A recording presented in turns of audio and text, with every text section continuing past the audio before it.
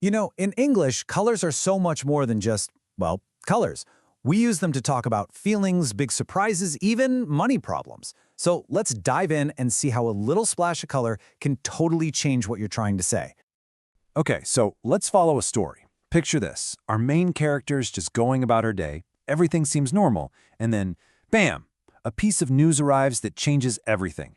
It comes completely out of the blue. Her wild ride is going to teach us exactly what that means, and a whole bunch of other color idioms too. All right, so it all kicks off with a letter from the bank of all places. And trust me, this one little piece of paper is going to send her on an emotional roller coaster, and it's going to teach us some of the most useful color idioms in English along the way. Can you just imagine her shock? I mean, 1 minute, everything's totally fine, and the next, this letter shows up. She had no idea it was coming. It came completely out of the blue. So what does that actually mean? Well, it means something happened totally by surprise. Just poof, out of nowhere. The idea actually comes from thinking about a lightning bolt striking from a perfectly clear blue sky. It's that feeling of complete and utter shock. So the shock just keeps on coming as she actually reads the letter. The problem she's facing is undeniable. This isn't some guess or a rumor. No. The information is staring her right in the face, printed clearly on the page. It's right there in black and white. And when we say something is in black and white, it means it's crystal clear. It's official. There's just no arguing with it. You know, like a signed contract or a headline in a newspaper. The ink on the paper makes it a done deal. And in her case, that's pretty terrifying. And here it is. This is the moment her stomach just drops. She sees those numbers clear as day in black and white, and she finally understands the awful truth about her money situation. In just 3 little words, she was in the red.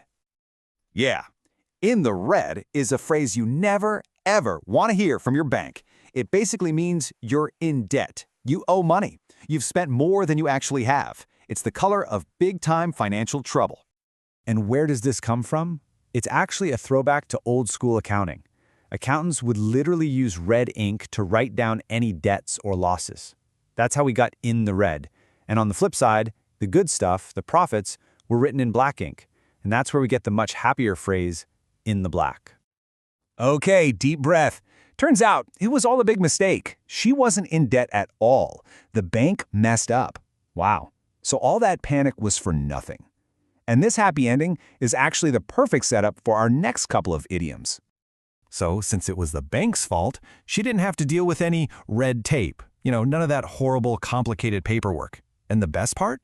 She got the green light to use her account again, right away. She got the go-ahead. Okay, so our story showed us in the red and in the black. But believe me, the link between colors and money goes even deeper. Sometimes it takes us to some pretty shady places. I'm talking about the black market. Now, this isn't a real market you can go visit. It's a whole system of illegal trade.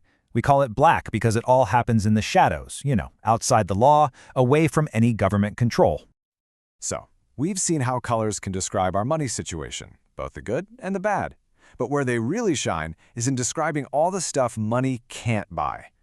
Our feelings, how frustrated we get with rules, even the little fibs we tell. It's like a whole rainbow of human experience. Okay, here are 2 absolute classics. If you're feeling blue, it just means you're sad or a bit down. But let's say your friend wins the trip to Paris right after you had that whole bank error scare. Oh, you might be green with envy. That green perfectly captures that sharp little sting of jealousy, doesn't it? Hey, remember that red tape our friend in the story got to avoid? Well, this is what it feels like. It's all those annoying official rules and forms that just slow everything down. And fun fact, the name comes from the actual red tape they used to tie up official government documents hundreds of years ago. All right, let's switch to a softer color, a white lie.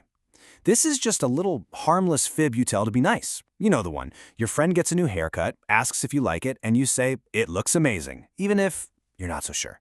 We call it white because the intention is good. It's not meant to hurt anyone. And we're back to red, but this time, it's a good thing. To roll out the red carpet for someone means you're giving them the ultimate VIP treatment, a super special welcome, just like what celebrities get at a big movie premiere. Okay, you've seen all these idioms in action. Now it's your turn to put that knowledge to the test.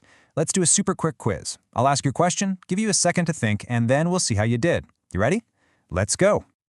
First question. Your boss just gave you a raise. Awesome. Are you feeling blue? Nah, no way. You'd be thrilled, right? Feeling blue means you're sad, so that's the total opposite of getting more money. Okay, next one.